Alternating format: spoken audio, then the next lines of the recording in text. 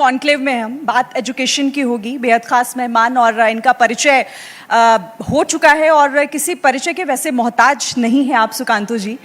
वैसे तो मेरे पास बहुत सारे मैं तैयार करके आपके लिए सवाल लाई हूँ, लेकिन पॉलिटिकल बात करें उससे पहले मुझे लगता है कि आज हम यहाँ पर जिस वजह से जुटे हैं उस पर बात करनी बेहद ज़रूरी है।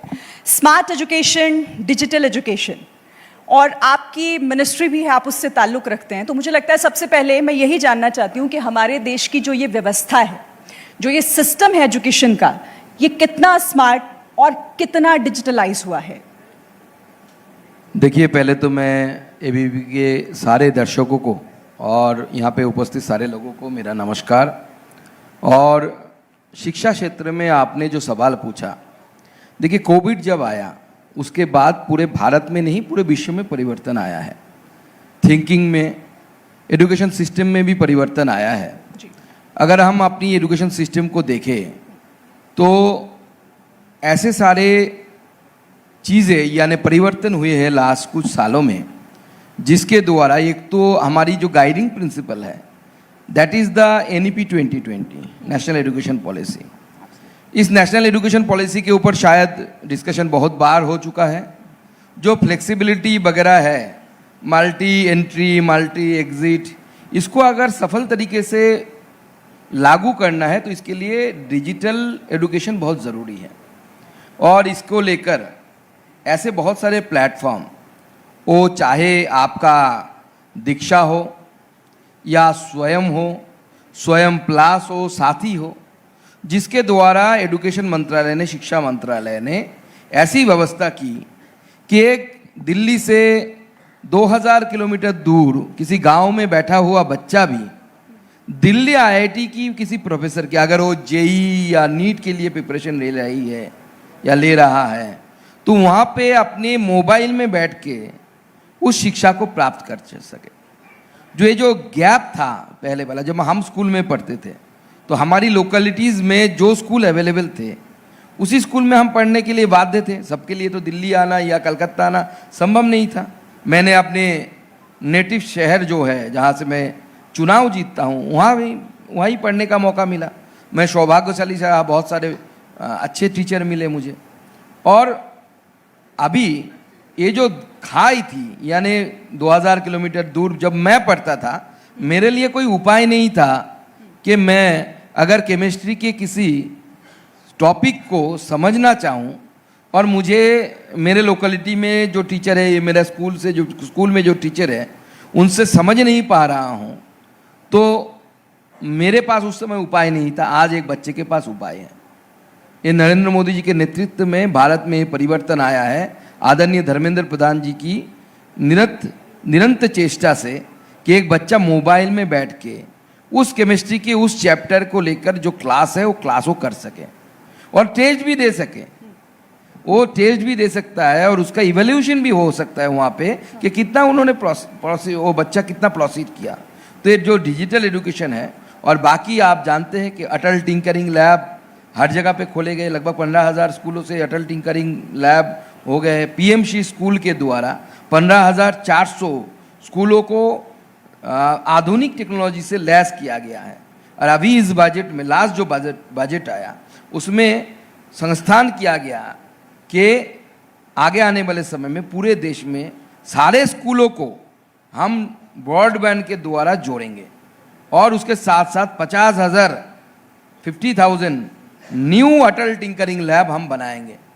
ये सारे जो उपाय सरकार ने किया है, शिक्षा मंत्रालय ने किया है, इसके द्वारा जो एडवांस टेक्नोलॉजी है, AI से लेकर 3D प्रिंटिंग से लेकर कटिंग एज टेक्नोलॉजी जिसे बोला जाता है, उस कटिंग एज टेक्नोलॉजी के साथ हमारे जो बच्चे हैं स्कूल में जा रहे हैं, शुरुआत में ही उनकी पहचान इन कटिंग एज टेक्नोलॉजी के साथ हो जाए कि जिसके द्वारा वो आगे आने वाले समय টাটা নুনে আছে সঠিক আয়োডিনের মান যারা খেয়ে বাচ্চার মাইন খুব সার শুদ্ধতা হবে না उसे डिजिटलाइज भी कर रहे हैं। आप चाह रहे हैं कि जो हम शहरों में बच्चों को पढ़ा रहे हैं वो हम गांव में भी पढ़ाएं, हर उस कस्बे में भी पढ़ाएं जहां पर एक फिलहाल ये एक सपना था और उस सपने को पूरा करने की कोशिश आप कर रहे हैं।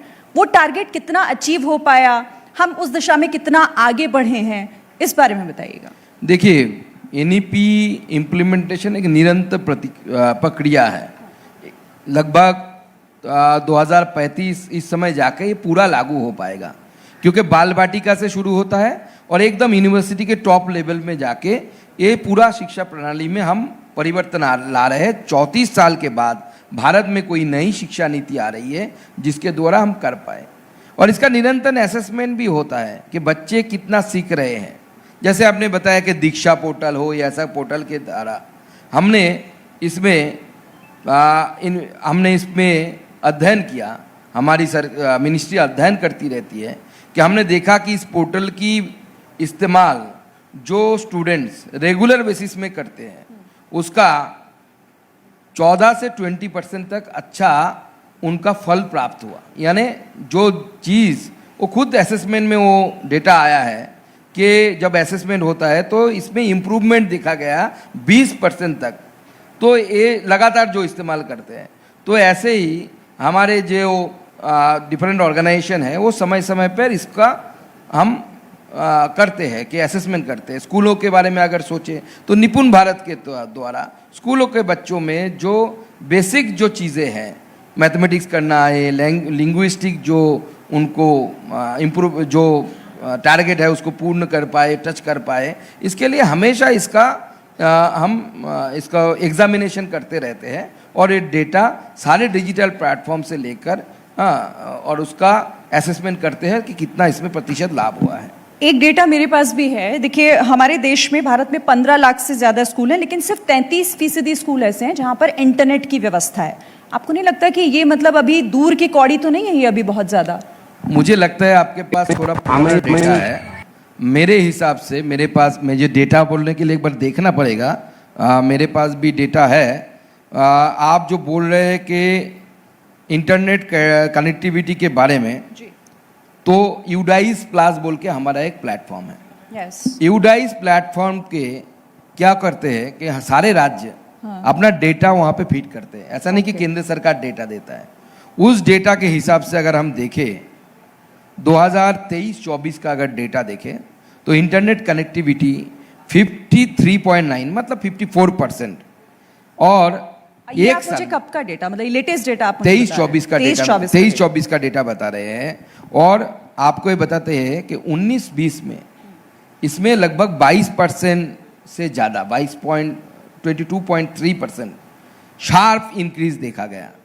इसका मतलब है कि ये डेटा दर्शाता है कि कैसे डिजिटलाइजेशन, इंटरनेट कनेक्टिविटी पूरा देश में बढ़ रहा है और आदरणीय प्रधानमंत्री जी के नेतृत्व में ही ये संभव हुआ है।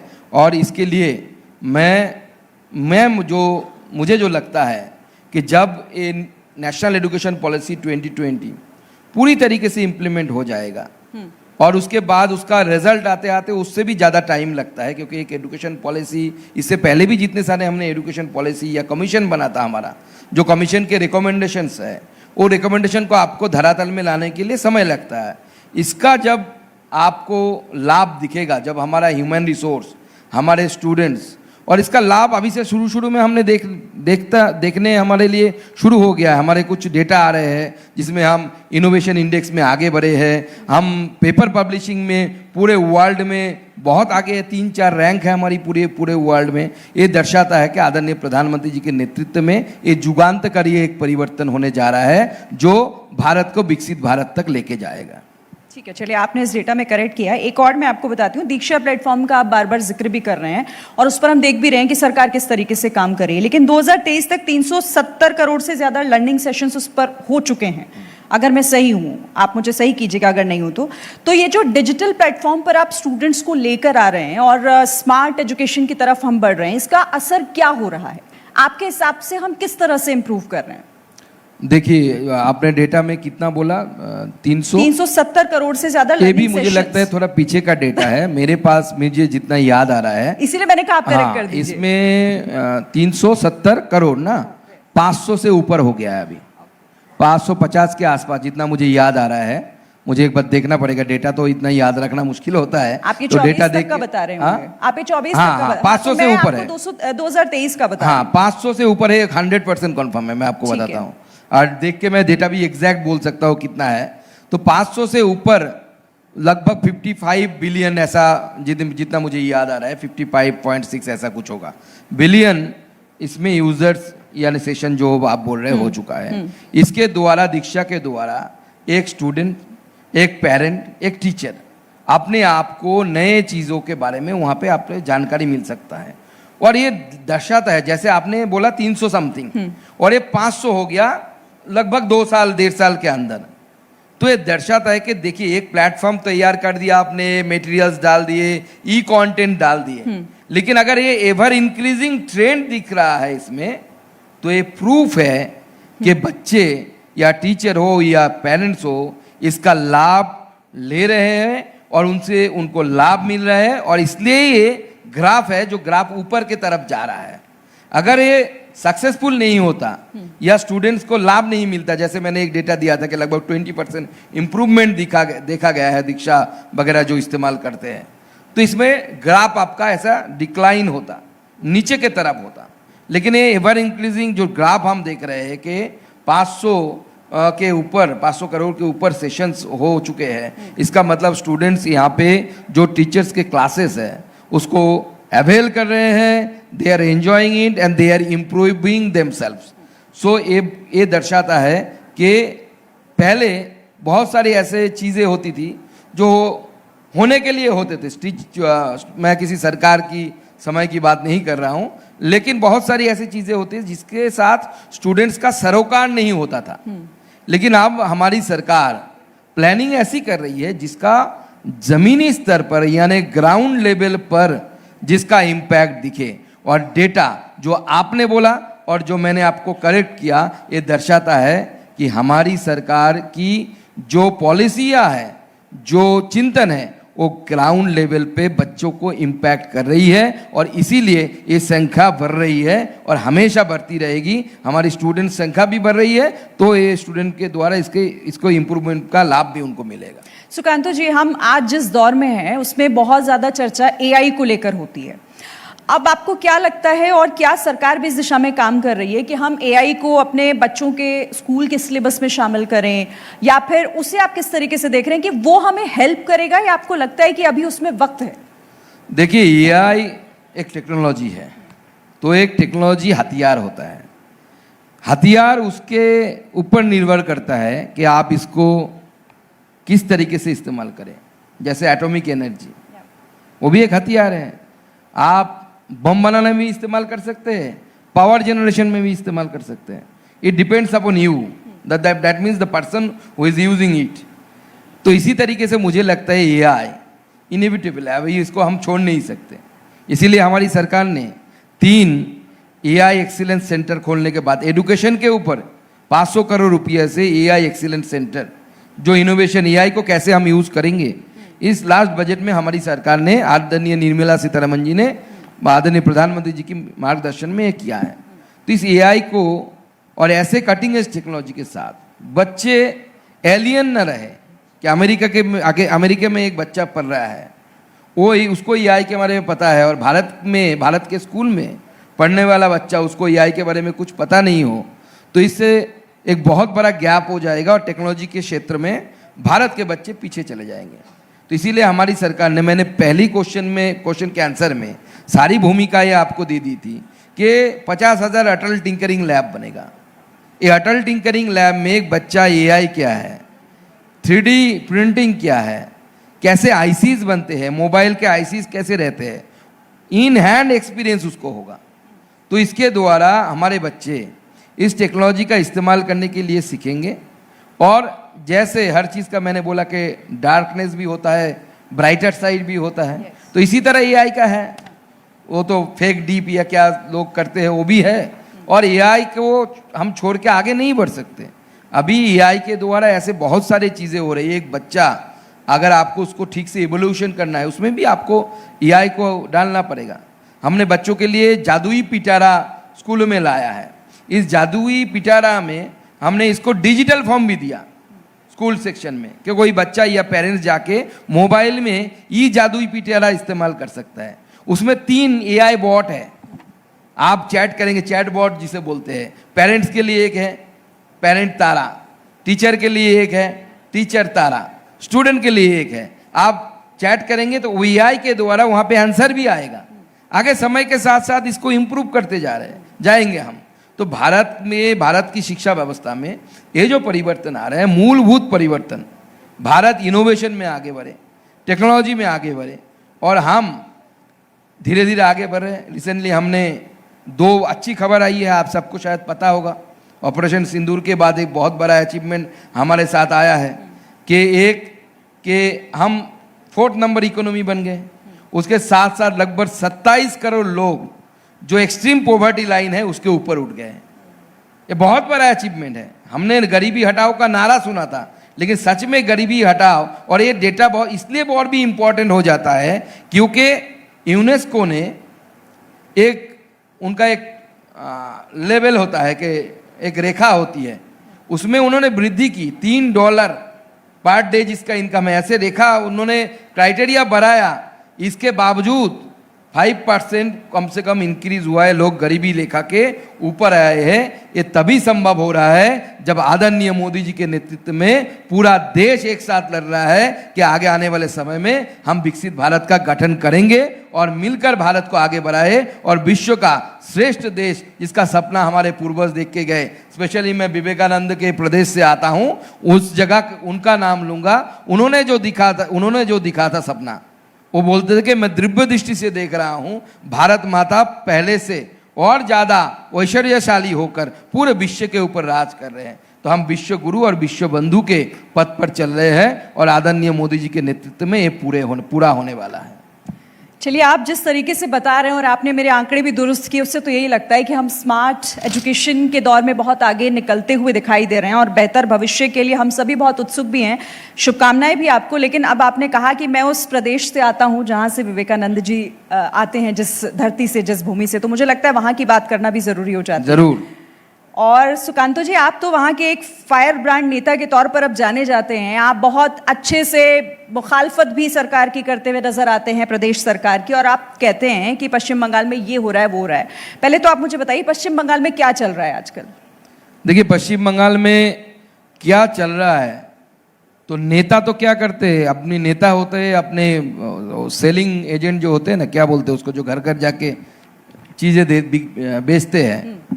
तो सब नेता बोलेगा मेरा पार्टी अच्छा है, आप बोलेंगे आपकी तो पार्टी आप अच्छी। आज नहीं बोलेंगे कि मेरी पार्टी। मैं आपको बोल रहा हूं ना, इसलिए आप डेटा पे बिलीव करिए, नेता पे मत बिलीव करिए, तो फिर भी चलेगा, लेकिन डेटा पे बिलीव करिए। रिसेंटली बंगाल, शायद नेशनल न्यूज चैनल में शायद आपने भी दिखाया होगा, बंगाल ने तो रिकॉर्ड, मेरा सवाल इसीलिए पहले ये था कि आप बताइए क्या चल रहा है वहां पर। मैं वही बोल रहा हूँ, बंगाल ने तो रिकॉर्ड कर लिया। हाँ। यूनिक रिकॉर्ड, ऐसा रिकॉर्ड शायद भारत के किसी प्रदेश में नहीं है। आप पूछिए, कोई बता सकता है मुझे कैसा रिकॉर्ड? न्यूटन बोल के एक बंदा जिसका फोटो पकड़ा गया, जो बांग्लादेश में जाके शेख हसीना की सरकार को हटाने के लिए आंदोलन कर रही थी, उसका निकल गया कि वो पश्चिम बंगाल में वोटर है। तो ऐसे इंटरनेशनल कार्यकर्ता कौन से पार्टी का होता है, और टीएमसी के वर्कर भी है। तो भारतवर्ष में टीएमसी एकमात्र राजनीतिक दल इस समय हो गया है। इसके लिए उन्हें अवार्ड दे सकते हैं आप, कि पहला भारत का राजनीतिक दल, पॉलिटिकल पार्टी, उनके पास इंटरनेशनल कार्यकर्ता है, जो बांग्लादेश में जाके एजिटेशन करते हैं, पश्चिम बंगाल में भी एजिटेशन करते हैं, और पश्चिम बंगाल में बाकायदा वोटर लिस्ट में उसका नाम है, और वो टीएमसी के कार्यकर्ता भी है। ऐसा रिकॉर्ड तो दीदी के अलावा कोई नहीं कर सकता। यही दर्शाता है कि पश्चिम बंगाल की सरकार जिस तरीके से चल रही है, आगे आने वाले समय में भारत के आंतरिक सुरक्षा के लिए, इंटरनल सिक्योरिटी के लिए, पश्चिम बंगाल सरकार itself becoming a threat, especially the political party, because their administration ऐसा है वहां पे कि एडमिनिस्ट्रेशन पॉलिटिकल पार्टी के बाहर जाके काम नहीं कर पाता। Totally politicisation of the administration हो चुका है। डीएम नहीं मिलते ऑपोजिशन के लोगों से, वो तो छोड़ दीजिए, शर्म की हद हो गई कि आपका चीफ मिनिस्टर जाता है मेरे डिस्ट्रिक्ट में या किसी भी डिस्ट्रिक्ट में जाते हैं वो आदरणीय मुख्यमंत्री जी एडमिनिस्ट्रेटिव मीटिंग करने के लिए, मुझे बुलाया नहीं जाता। विधायक बुलाए नहीं जाते बीजेपी के विधायक। क्या डेमोक्रेसी चल रही है? और पूरे देश के जो नेता ये इंडी गठबंधन के नेता है, एक बार पूछिए उनको माइक लगाकर, अरे ऐसा एडमिनिस्ट्रेटिव मीटिंग होता है क्या कि जिसमें ऑपोजिशन को बुलाया ना जाए? और चुने हुए प्रतिनिधि को, वो केंद्रीय मंत्री को, उसको भी नहीं बुलाया जाता। आप बाकी तो छोड़ ही दीजिए आप। ऐसा चल रहा है पश्चिम बंगाल। पश्चिम बंगाल को लेकर हमेशा एक धारणा सी बन गई है सुकांतु जी, और ऐसा क्यों है? इसके पीछे की वजह भी आप बताइएगा कि अगर चुनाव हो तो वहां पर हिंसक घटनाएं देखने को मिलती हैं, कोई बड़ा इवेंट हो तो हिंसक घटनाएं आमतौर पर वहां देखने को मिल जाती हैं। अभी कुछ दिन पहले की अगर हम बात करें वक्फ संशोधन बिल को लेकर, जिस तरीके के वहां पर प्रदर्शन हुए और वो बुरी तरीके से हिंसक हो गए, आरोप प्रत्यारोप लगा, लेकिन क्या वजह रही? आखिर इसकी भूमिका कैसे तय होगी, जिम्मेदारी कैसे तय होगी कि ये क्यों हुआ, और पश्चिम बंगाल में आखिर क्यों इस तरह से हुआ? देखिए, पश्चिम बंगाल में ममता बनर्जी ने पॉलिटिकल इस्तेमाल करने की कोशिश की इसको। इससे पहले एनआरसी के समय, सॉरी सीए के समय भी हुआ था, आप शायद भूल गए होंगे। ट्रेन जलाए गए थे, उस समय बीएसएफ को उतरना पड़ा, फिर जाके जान माल की रक्षा की गई उसी मुर्शिदाबाद में। मैं तो उस इलाके में गया था जिस मुर्शिदाबाद में जो घटनाएं घटी, जहाँ पे चंदन दास, उनके पिताजी को हरगोविंदो दास घर के सामने काट दिए गए, परिवार भागने के लिए मजबूर हो गई। तो मैं 5 घंटा रहा हूं वहां पे, जो जितने भी बिल्डिंग्स थे तोड़ दिए गए, मंदिर तोड़े गए। मैं एक टूटा हुआ शिवलिंग भी लाया था वहां से कि ममता बनर्जी को कभी मिलेंगे तो गिफ्ट करूंगा वो। दीदी, this is the condition of your state. जहां पे भारत में, जिसका एक नाम हिंदुस्तान भी बोला जाता है, लोग बोलते हैं, उस हिंदुस्तान में हिंदू अपने देवता और मंदिर नहीं बचा पा रहे। Courtesy goes to Mamata Banerjee, TMC. इसीलिए पॉलिटिकल लाभ लेने के कारण ये लोग करते हैं ऐसा। ये वक़्फ़ को लेकर जिस तरीके से उस्काया गया, लाखों की संख्या में भीड़ जुटाई गई और हिंदुओं के घर तोड़े गए। मुझे एक बच्ची मिली थी, शायद कॉलेज में पढ़ती होगी, 10 दिन बाद लौटी थी जब मैं जिस दिन मुर्शिदाबाद में घुसा था। उस बच्ची ने मुझे बताया, आप बीती बताया कि बाजू वाले घर में उसके जहाँ पे भगवान की पूजा की स्थान थी, अलमीरा था, शादी भी तय हुई थी उस बच्ची की, वो तोड़ा जा रहा था और वहाँ पे बोला जा रहा था, मुख्यमंत्री जी तो हमारे पहले से बोलते थे सारे बाहर वाले किए, बाहर वाले किए। तो लड़की वहाँ पे बोल रही थी कि मैं सुन रहा हूँ, मैं और मेरी माँ वहाँ पे जो दंगाई आए थे वो बोल रहे कि इस घर में सुंदर एक लड़की रहती है, उसको बाहर निकालो। उसके साथ गाली दे रहे थे, मैं बोल नहीं पाऊंगा, उसको बाहर निकालो, यहीं पे रेप करेंगे। वो बच्ची उधर से सीढ़ी से छत पे चढ़ी, छत से कूदी नीचे, कूदकर झारखंड भाग गई थी। 10 दिन बाद वो वापस लौटी थी, मैं जिस दिन गया था। तो ये वोट के कारण, इलेक्शन के कारण, ये अपीजमेंट पॉलिटिक्स के कारण भारत का बहुत नुकसान हो चुका है। और अभी भी पश्चिम बंगाल में जिस तरीके का अपीजमेंट पॉलिटिक्स चल रहा है, ईद गया 2 दिन पहले, आपको देखा, आप लोगों ने देखा होगा कि कॉरपोरेशन का पानी आ रहा है, उसमें खून है। ढाका के हम रास्ते देखते थे, ब्लड चारों तरफ रहता था। आज कलकत्ता में हो रहा है 45 वार्ड्स में, 45 नंबर वार्ड्स में। तृणमूल के काउंसिलर है। किस देश में रह रहे हैं हम?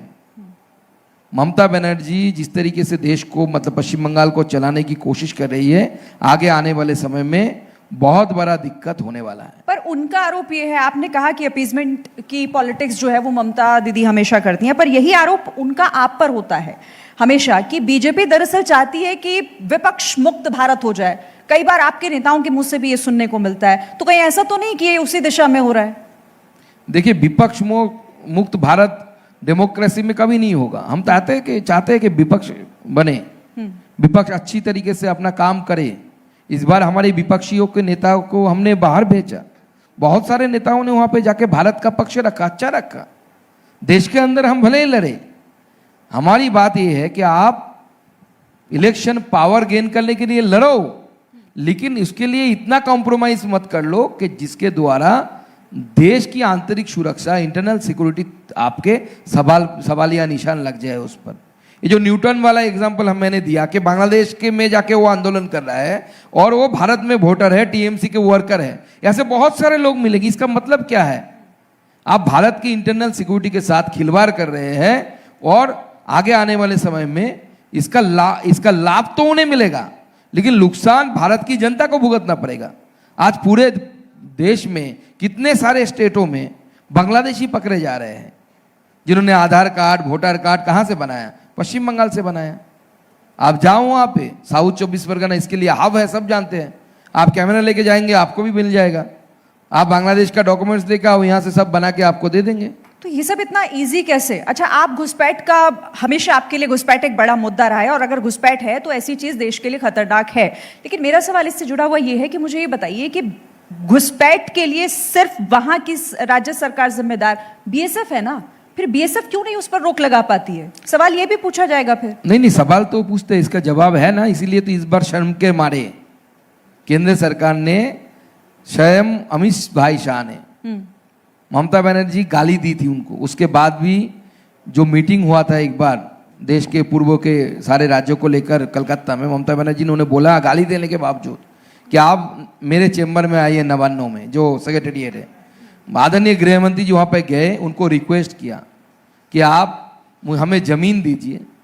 450 किलोमीटर के ज़्यादा अगर लेंथ पकड़े जगह पे, वहाँ पे फेंसिंग नहीं। मैं एक बॉर्डरिंग डिस्ट्रिक्ट से आता हूँ, आप चलिए किसी दिन, आपको मैं बांग्लादेश को घुमा के फिर लाऊंगा। फेंसिंग ही नहीं है। आप तो कहते हैं आप ही लोगों को नहीं जाने दिया जा रहा है, ममता दीदी कहीं जाने नहीं दे रही, मुझे कैसे ले जाएंगे फिर? नहीं, बांग्लादेश आप जा सकते हैं। ममता बनर्जी उसमें तो प्रोत्साहित करेगा आपको, उसको प्रोत्साहित करेगा टीएमसी के, आप बांग्लादेश जाओ, 2-4 बम बनाने सीख के आओ, यहाँ पे जहाँ पा जाओ। पश्चिम बंगाल में मत फटाओ, बाहर जाके फटाओ आप, जहाँ पे वहाँ पे बास्ट करो उसको। ममता बनर्जी आपको इनकरेज करेगी, वहाँ पे बाधा नहीं देगी। लेकिन सिचुएशन आपको ये बताता हूँ, आप यहाँ पे जाके खड़े होके देख सकते हैं कि दैट इज द बांग्लादेश। आप फेंसिंग नहीं है, 450 किलोमीटर जमीन नहीं दे रही। केंद्र सरकार कोर्ट में गए, गोविंद मोहन साहब जो हमारे होम सेक्रेटरी है, वो बार बार मीटिंग लेते हैं, कुछ काम नहीं होता था। कोर्ट में गया केंद्र सरकार कि हमें जमीन नहीं मिल रहा है, हम क्या करें। उसके बाद अभी वो थोड़ा हिलने लगे हैं कि 450 किलोमीटर जहां पे ओपन नहीं है, आप कैसे खड़ा रोकेंगे घुसपैठ? 450 किलोमीटर में क्या हर 50 मीटर में आप बीएसएफ जवान खड़ा कर सकते हैं क्या? 300 मीटर दूरी में एक बीएसएफ जवान खड़ा होता है। रात का समय है, दौड़ लगाया, अंदर घुस गया, पुलिस आपको हेल्प नहीं करेगी। ये तालमेल कैसे बनेगा? अड़चन क्या है? कौन रोक रहा है? अड़चन टीएमसी है, दीदी है। दीदी हट जाएगा तो सब कुछ ठीक हो जाएगा। बीजेपी की सरकार 26 में बनेगी और एक भी परिंदा पण नहीं मार पाएगा। इस तरीके की बॉर्डर सिक्योरिटी हम देंगे और इसमें फेंसिंग भी लगाएंगे। लेकिन यही हालात रहे तो मुझे बताइए, अगला साल चुनावी साल है पश्चिम बंगाल के लिए, अगर केंद्र और राज्य सरकार के बीच यही तनातनी रही तो फिर वही हम देखेंगे जो पिछले चुनावों के दौरान हुआ, जिस तरीके की हिंसक घटनाएं हुई, जिस तरीके के बवाल और प्रदर्शन हुए। पश्चिम बंगाल क्या है, सिर्फ यही सब देखता रह जाएगा? नहीं, ये तो रोल है इलेक्शन कमीशन का। इलेक्शन कमीशन को, आपको, मुझे लगता है कि सवाल इलेक्शन कमीशन को पूछना चाहिए। और मुझे लगता है अगर मुझे as a student of Indian politics आप अगर पूछे तो मैं बोलूंगा कि इलेक्शन कमीशन को बंगाल की चुनाव को लेकर अलग से सोचना चाहिए। बोलेंगे क्यों अलग से सोचना चाहिए? मैं अपनी आप बीती बताता हूं। ये 24 में रात को 2 बजे मुझे सर्टिफिकेट दिया गया, रात को 2 बजे। समझिए क्या हालत है। और मैं आपको बताता हूं, मेरे सामने अनऑथराइज्ड पर्सन एसपी खड़ा हुआ है, काउंटिंग सेंटर के अंदर घुस गए थे। मैं लड़ पाया इसलिए मैंने बचा लिया। जहां पे ऐसे नेता नहीं होंगे जिसके चिल्लाने से मीडिया दिखाती है, मैं स्टेट प्रेसिडेंट हूं वहां पे बीजेपी का, इसलिए मैं चिल्लाऊंगा, मीडिया दिखाती है। बाकी जगह पे आप सोचिए क्या हालत है।